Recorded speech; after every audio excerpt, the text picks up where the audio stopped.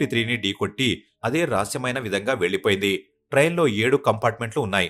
అవి తుఫాను మరియు సముద్రపు అలని ఢీకొనడంతో పూర్తిగా ధ్వంసమైపోయాయి. తుఫాను ఎంత విపరీతంగా ఉంది అంటే పరిస్థితి మామూలుగా మారిన తర్వాత కూడా ఎవరికీ ట్రైన్ నెంబర్ 653లోని ఒక్క భాగం కూడా దొరకలేదు. రైల్వే స్టాటిస్టిక్స్ ని బట్టి చూస్తే ఆ సముద్రపు తుఫాను వల్ల పంబన్ ధనుష్కోడి ప్యాసింజర్ ట్రైన్తో పాటు 110 మంది యాత్రికులు మరియు 5గురు రైల్వే ఎంప్లాయీల ప్రాణాలు తీసేసుకుంది. సముద్రపు అలతో పాటు ట్రైన్ మరియు దాంట్లో ప్రయాణిస్తున్న యాత్రికులు ఎక్కడికి కొట్టుకుపోయారనే విషయంపైన అంచనా వేయడం చాలా కష్టం. అయినప్పటికీ రైల్వే యొక్క ఈ స్టాటిస్టిక్స్ కేవలం టికెట్ తీసుకుని ప్రయాణించే యాత్రికుల వరకే పరిమితమైంది. వీళ్లు కాకుండా ట్రైన్ టికెట్ తీసుకోకుండా ప్రయాణించే వాళ్ళు కూడా ఉన్నారు. వాళ్ల పేర్లు ఈ మృతుల లిస్టులో లేదు. అందుకే ట్రైన్ నెంబర్ 653 ప్రమాదంలో ప్రాణాలు పోగొట్టుకున్న వాళ్ళ సంఖ్య 180 నుండి 200 మధ్యలో ఉండి ఉంటుందని నమ్ముతారు. సముద్రం ఎంత విశాలమైనదంటే అందులో కొట్టుకుపోయిన ట్రైన్ మరియు యాత్రికులకు సంబంధించి ఎటువంటి ఆధారం దొరకలేదు. ఆ ప్రమాదంలో తమ బంధువులను కోల్పోయిన వాళ్ళకి చివరి వీడ్కోలు కూడా పలకలేకపోయారు.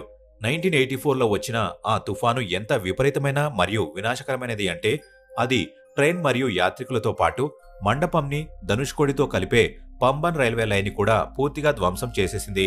The storm had caused destruction for hours. Train number 653ని సముద్రం ఒక్కసారిగా దానిలో కలిపేసుకుంది.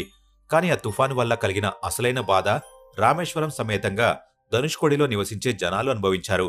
ఆ సంవత్సరం వచ్చిన తుఫాను ఎంత విపరీతమైనది అంటే అది చాలా గంటల వరకు దక్షిణ భారతదేశంలో విధ్వంసం సృష్టించింది అంటారు.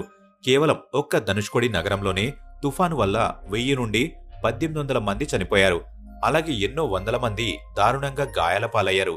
ఆ సమయంలో రెస్క్యూ అండ్ రిలీఫ్ పని ఇంత వేగంగా ఆధునిక పద్ధతిలో చేయడం జరిగేది కాదు. దీనివల్ల జనాల ప్రాణాలు కాపాడడం మరియు సురక్షితమైన ప్రాంతానికి చేర్చడం అసంభవం.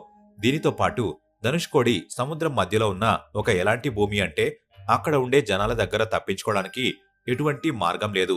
సముద్రపు అలలు ఉప్పొంగుతూ ఉన్నాయి. అవి పెద్ద పెద్ద వస్తువులను కూడా మింగేసే బలం కలిగినవి. సమృద్ధిగా అందంగా కనిపించే ధనుష్కోడి నగరం ఒక నిర్జన మరియు శిథిలమైన ప్రాంతంగా రూపాంతరం చెందింది. ధర్మశాలతో మొదలై దుకాణాలు మరియు పర్యటన స్థలం పూర్తిగా నాశనమైపోయాయి. విరిగిపోయిన జనాల ఇల్లులు, దుకాణాలను చూసి తుఫాను దానితో పాటు ఏమేం లాక్కుపోయిందో అంచనా వేయడం పెద్ద కష్టమేం కాదు. ఈ ప్రకృతి వైపరీత్యంలో మండపంని ధనుష్కోడితో కలిపే రైల్వే లైన్ పూర్తిగా విధ్వంసం అయిపోయింది. దీని తర్వాత ఆ బ్రిడ్జ్ ని మళ్లీ ఇంకొకసారి తయారు చేసే ప్రయత్నం ఎప్పుడూ చేయబడలేదు.